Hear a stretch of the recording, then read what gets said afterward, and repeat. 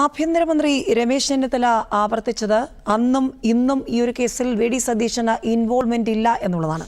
അതേസമയം CPM സംസ്ഥാന secretary പറയുന്നു ഇതൊരു അസാധാരണ നടപടിയാണ് എന്നുള്ളത്. സ്വതന്ത്ര അന്വേഷണം ഉണ്ടായില്ല, തിടുക്കമുണ്ടായി എന്ന് പറയുന്നു.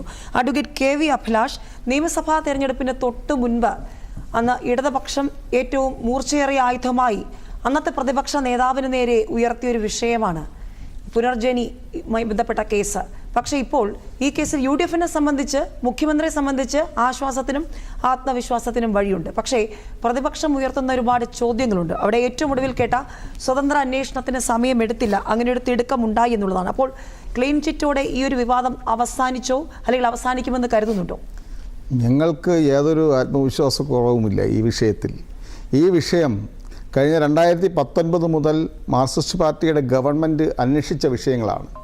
2 വട്ടമാണ് വിജിലൻസ് പുനർജനി കേസ് അന്വേഷിച്ചത്. ആ 2 വട്ടം അതും ഇടതുപക്ഷ ഗവൺമെൻറ്റിൻ്റെ കാലത്ത് അന്നത്തെ പ്രതിപക്ഷ നേതാവിനെതിരായിട്ടുള്ള അന്വേഷണമാണ് നടത്തിയത്. ആ അന്വേഷണത്തിൽ എന്തെങ്കിലും അവർ കണ്ടെത്താൻ സാധിച്ചോ?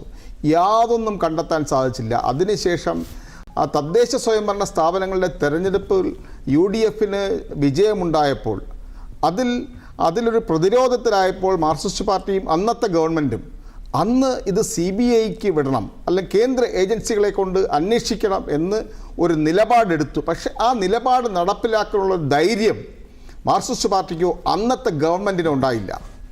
ഇതിൽ 2 വട്ടം വിജിലൻസ് അന്വേഷിച്ചതാ, അതിൽ 2 വട്ടവും ക്ലീൻ ചീട്ടാ. പരമാവധി നോക്കി വി.ഡി. സതീശനെ എങ്ങനെയെങ്കിലും ഇതിൽ കുടുക്കണമെന്നുള്ള ഉദ്ദേശ ലക്ഷ്യത്തോടു കൂടി ഇവിടെ മാർക്സിസ്റ്റ് പാർട്ടിയും അവരുടെ പിണറായി വിജയനും അവരുടെ പോലീസ് സംവിധാനവും വിജിലൻസും എല്ലാം ശ്രമിച്ചതാണ്. പക്ഷെ അവിടെ ഒന്നും യാതൊരു അവരുടെ പ്രതീക്ഷയ്ക്കൊത്ത് അന്വേഷണം കൊണ്ടെത്തിക്കുവാൻ സാധിച്ചില്ല. അവസാനം കേന്ദ്ര ഏജൻസിയെ കൊണ്ട് അന്വേഷിപ്പിക്കുവാൻ ശ്രമിച്ചു. അവിടെയും അവർക്ക് സാധിച്ചില്ല. ഇത് ക്ലീൻ ചീട്ടല്ല, ഇത് ഞങ്ങൾ പ്രതീക്ഷിച്ചത് തന്നെയാണ്. ഇവിടെ സമയം വളരെ വേഗത്തിൽ തീരുമാനമെടുത്തു എന്നാണ് പറയുന്നത്. കഴിഞ്ഞ ഗവൺമെൻറ്റിൻ്റെ കാലത്ത് ഏകദേശം 6 വർഷത്തോളം അന്വേഷിച്ച കേസ്, അവരുടെ കയ്യിലിരുന്ന കേസ്, എന്തുകൊണ്ട് അവർക്ക് തീരുമാനമെടുക്കാൻ സാധിച്ചില്ല? കാരണം അതിൽ യാഥാർത്ഥ്യങ്ങളൊന്നുമില്ല. ഇവർ ഈ പറയുന്ന രീതിയിലുള്ള അഴിമതിയോ വിദേശ ഫണ്ടിൻ്റെ ക്രമവിനിയോഗത്തിലുള്ള എന്തെങ്കിലും പാളിച്ചയോ ഏതൊന്നും ഉണ്ടായിട്ടില്ല. ആ പുനർജനി കേസ് ഇവിടെ CBI കൊണ്ടോ അല്ലെങ്കിൽ മറ്റേതെങ്കിലും കേന്ദ്ര ഏജൻസിയെ കൊണ്ട് അന്വേഷിക്കാൻ ശ്രമിച്ചാൽ തന്നെ അത് അന്നത്തെ ഗവൺമെൻറ്റിനെതിരാവും എന്ന ഉത്തമ വിശ്വാസം വന്നതുകൊണ്ടാണ്, അങ്ങനെ ഒരു നിയമ ഉപദേശം ലഭിച്ചത് കൊണ്ടാണ് അന്നത്തെ ഗവൺമെൻറ്, ഇടതുപക്ഷ ഗവൺമെൻറ് അതിന് തയ്യാറാകാത്തത്. ലക്ഷ്മി, അതുകൊണ്ടാണ് ആ അന്വേഷണം കേന്ദ്ര ഏജൻസി ഏൽപ്പിക്കാത്തത്.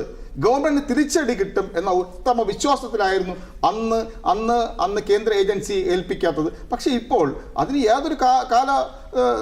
യാതൊരു വേഗതയുമില്ല. കഴിഞ്ഞ ഒരു ഒക്ടോബർ നവംബർ മാസത്തിലാണ് ഇവർ തീരുമാനമെടുക്കാൻ പോയത്. അതിനുശേഷം സ്വാഭാവികമോ നടപടിയുടെ ഭാഗമായിട്ട് വിജിലൻസ് ഡയറക്ടറുടെ റിപ്പോർട്ടിൻ്റെ തീരുമാനത്തിലാണ് ഗവൺമെൻറ് ഇങ്ങനെ ഒരു തീരുമാനം എടുത്തത്.